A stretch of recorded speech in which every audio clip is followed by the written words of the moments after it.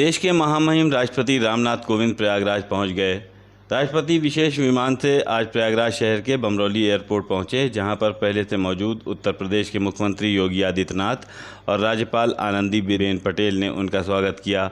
Bamrauli airport में थोड़ी देर रुकने के बाद महामहिम एयरफोर्स के विमान से हाईकोर्ट के पास स्थित पोलो ग्राउंड पहुंचे, जहां वो सर्किट हाउस के लिए रवाना हो गए। सर्किट हाउस में 1 घंटे विश्राम करने के बाद इलाहाबाद हाई कोर्ट में विभिन्न आयोजनों में शिरकत किया। देश के महामहिम राष्ट्रपति रामनाथ कोविंद के बमरौली एयरपोर्ट पहुंचने पर नगर निगम प्रयागराज की मेयर अभिलाषा गुप्ता नंदी ने उन्हें इलाहाबाद नगर की चाबी प्रदान की।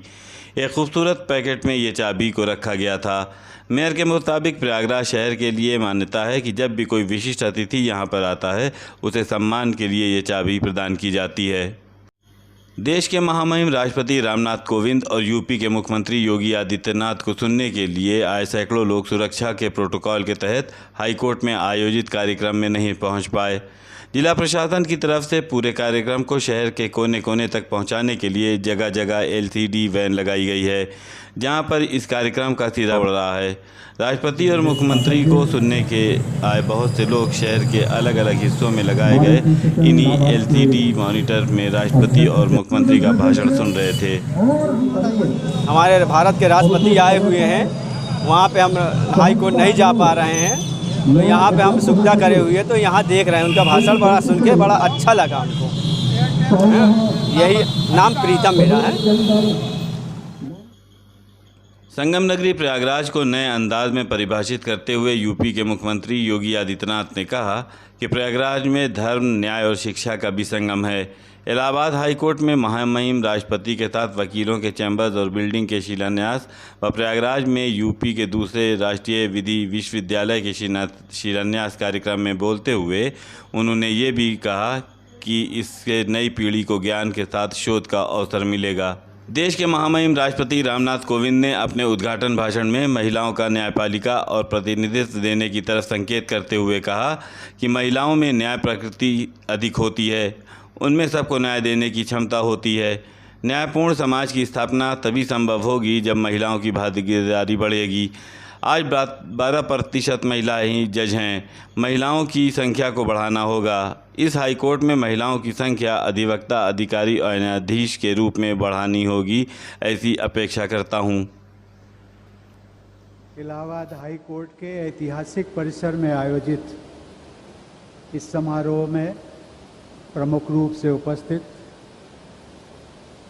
राज्यपाल श्रीमती आनंदीबेन पटेल जी, भारत के मुख्य न्यायाधीश श्री NV रमणा जी, मुख्यमंत्री श्री योगी आदित्यनाथ जी, केंद्रीय विधि मंत्री श्री किरण रिजिजू जी,